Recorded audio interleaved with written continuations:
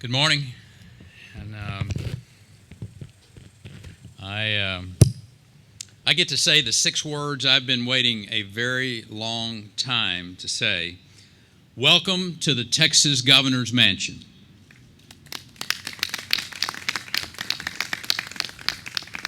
It's just about 4 years ago, I stood not too far from this spot and said that we would rebuild this magnificent structure so that future generations gaze upon it, its beauty, appreciate the history. Today, that day has arrived. It is a great day for Texas. By definition, governors are temporary residents in this mansion. But it's hard not to become personally invested in this place when you're living among the mementos of governors past and constantly reminded you're merely following in the footsteps of giants of Texas history. I've spoken to many people who formed that type of personal bond with the mansion after just a visit or two, because this place has that sort of magic to it. When fire broke out that early morning of June the 8th, 2008, the mansion's future was very much in doubt. Among the renovations that were planned at that time, Chief, was the installation of a fire suppression system, like the one that it has in it now. But in 2008, that system wasn't in place yet, leaving nothing to beat down those growing flames. All that prevented the mansion behind us from burning to its very foundation were the bravery and dedication of the members of the Austin Fire Department. 3 members who answered that call in the early hours of that morning are here with us today. Now, they probably won't brag about themselves, but I will. This was a very difficult and a dangerous fire. It took all the skill and coordination of more than 100 firefighters to save this grand home. What they saved was a genuine Texas treasure, a building that was the site of historic moments, a building that was the host of world leaders, a building that was home to generations of governors, their children, their grandchildren. Again, these firefighters are the reason we are standing in front of a fully restored governor's mansion. And we're not undertaking the creation of an entirely new one. Most blessed of all, no one was injured or killed. Buildings can be rebuilt, but when we lose a hero, they're lost forever. So on behalf of 24 plus million Texans, I'd like to thank the Austin Fire Department for their bravery, their courage, and their professionalism, Chief.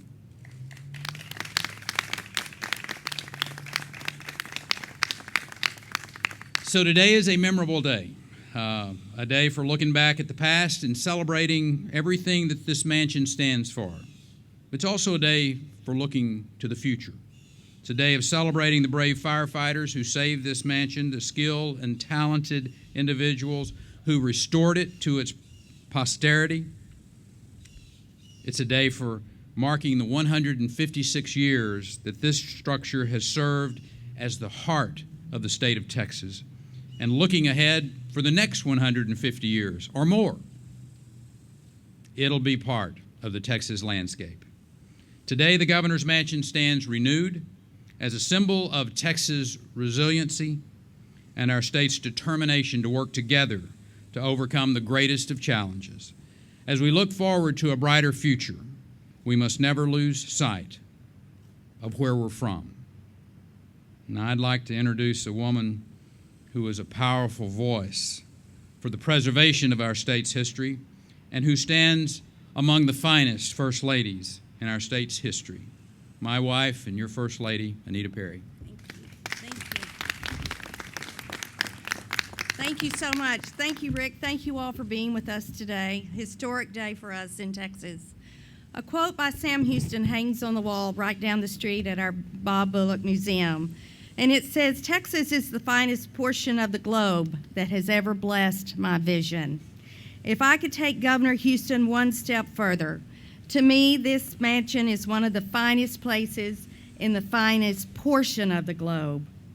This is a place where history was made, where queens and presidents visited, and as we discovered during this renovation, a place where Governor White's children carved their initials on the banister upstairs. And might I add that I can't wait until first dog Lucy Perry gets to show her cousin Rory the squirrels on this ground and all their hiding places.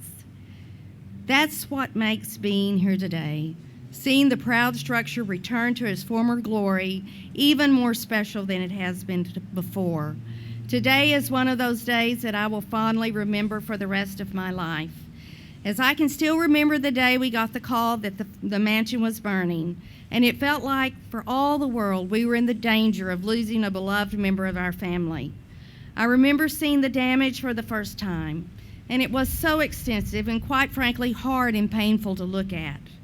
But I knew in my heart that it would take more than that fire to destroy something that's been an enduring symbol of Texas for so many generations. I knew that this building and what it meant to Texans would survive. So today, for all of us, that has become a reality, as Texans from all walks of life step forward to help. Texans like Meghan Collins, Meghan Collins, a middle school student from Nederland, a community attempting to rebuild its own in the wake of Hurricane Ike. And in the midst of all of that, Meghan remembered her own visit to the governor's mansion as a little girl and organized a school-wide fundraiser for the mansion, raising more than $585, mostly in coins from her classmates. Texans like Pamela Wright, who designed the Texas front porch pin, which we all wore and still continue to wear over these years to remind everyone that this place is in our hearts. And even as the talented individuals working here poured so much time and energy into bringing it back to life. Texans from across the state came together because this is Texas's home. It's a living link to the state's past, a monument to the individuals and families who've made the Lone Star State what it is today. The list of people I'd like to acknowledge is long, but I would be remiss if I didn't start with our friends in the legislature who realized the true value of this home and ensured the resources were there to rebuild it for future generations. One of the major voices and players in the restoration of this home is Chairman Jim Pitts. I want to thank him for being with us today. Without his enduring love for Texas and this home, it wouldn't be here. Thank you so much, Mr. Chairman. Without the money that the legislature appropriated, it wouldn't have been possible. And also to Ambassador Pam Williford, the co-chair of the Texas Governor's Mansion Restoration Fund, who helped me talk to corporations and individuals who privately donated $3.5 million towards the cause. I'd like to thank John Sneed and everyone at the State Preservation Board, as well as the Texas Historical Commission. The chairman of the Historical Commission, Matt Kreisel, is with us today. Thank you so very much. Thank you to the Friends of the Governor's Mansion. Jane Karakin, the executive director, and her docent helpers have painstakingly and lovingly put everything in the collection back in its place. And if you don't trust me, go back and look at the photographs. Everything is back where it was. I can't stress enough our gratitude to Dealey Herndon, who managed this project so capably and whose hard work and overwhelming dedication truly was the key to pulling all of this together. And she told me, no, in the beginning, she wouldn't be able to do it. But I knew from the beginning there was only one person whose talent, whose love for Texas, whose expertise could do this momentous job, and it was Dealey. Without her, we wouldn't be standing in front of this house today.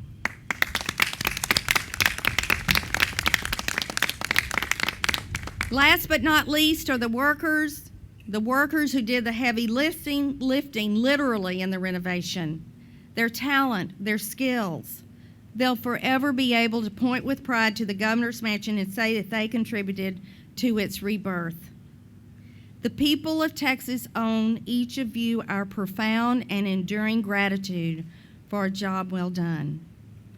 Thanks to you, Texas's home stands once again as a symbol of our proud heritage, of bold leadership, revered tradition, and fierce independence.